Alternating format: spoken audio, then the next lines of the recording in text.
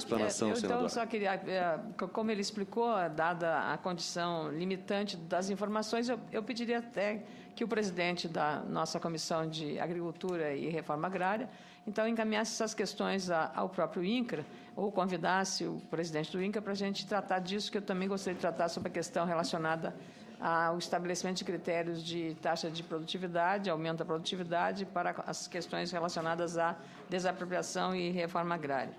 Eu queria agora com o Carlos, Mário Guedes e o Alberto Carlos, que falaram muito sobre a questão, mesmo na Amazônia, diante desse cenário que a gente viu no Rio de Janeiro, daqueles problemas graves de desmoronamentos em áreas de risco, porque aí há, também na Amazônia e nessas regiões, a titulação, lembro bem que quando era ministro das Cidades, o ministro Olívio Dutra, ele começou esse processo da regularização em favelas no Rio de Janeiro. Eu queria saber se isso tem levado em conta essas questões de áreas de risco, não só na zona urbana de concentração, mas na zona da Amazônia de cidades que vivem problemas sérios, como é o caso de Manaus, por exemplo, e outras cidades na região amazônica. Senadora, o trabalho que a gente vem desenvolvendo com o Terra Legal, né, ele é todo orientado pelo Ministério das Cidades, inclusive a avaliação técnica dos imóveis que vão ser titulados passam pela equipe técnica do Ministério das Cidades, pela Secretaria Nacional de Programas Urbanos, né?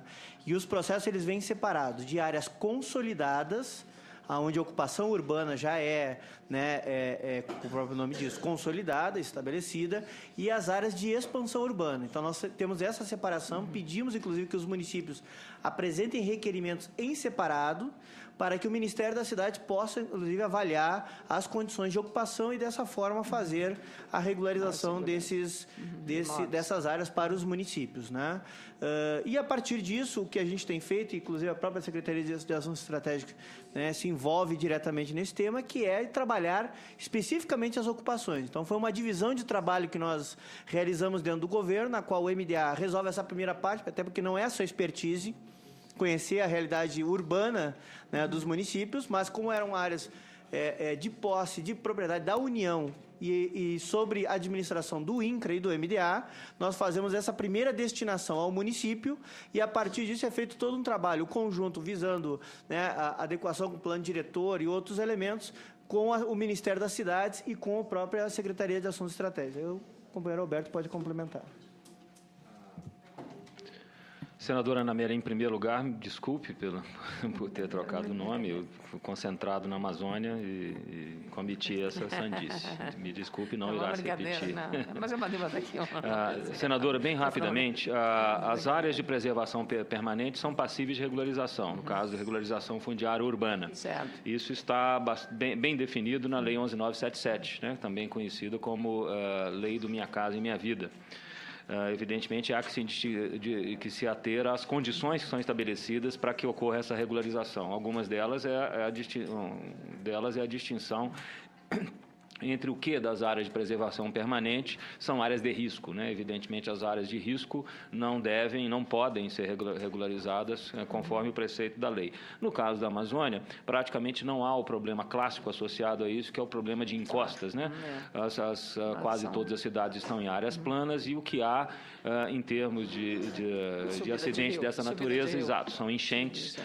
E como elas são sazonais na Amazônia, já existe, em geral, um potencial de adaptação a isso. Evidentemente, como a senhora citou, o caso de Manaus é um caso diferente, e ali sim há um problema sério, como tivemos a chance de ver na televisão há algum tempo atrás. Voltando à questão da senhora, a primeira questão sobre a questão de faixa de fronteira, nós entendemos, e aí estou me baseando na 11.952, que é perfeitamente possível o licenciamento pelo Conselho de Defesa Nacional agregado. O que a lei estabelece é que há que haver o consentimento, a anuência prévia, a permissão prévia do Conselho de Defesa Nacional, mas isso não especifica e não há nenhuma legislação infralegal, nenhuma norma infralegal que estabeleça que isso seja apresentado caso a caso, o que inclusive não faz sentido, né? Isso multiplica e atrasa o processo de uma forma desnecessária. A diferença, eu creio, entre a Amazônia e o resto é que na Amazônia a Lei 11.952 já ofereceu todas as seguranças, moradores brasileiros, certos limites, em função da natureza do caos fundiário originário, né? O que não é exatamente o caso dos outros países, mas eu acho que, se aprovado, se encaminhado e se aprovado, isso pode ser inspiração para uma atitude decisiva e simplificadora também para estados como o Rio Grande do Sul, Mato Grosso do Sul, que padecem do mesmo problema, né? Obrigada.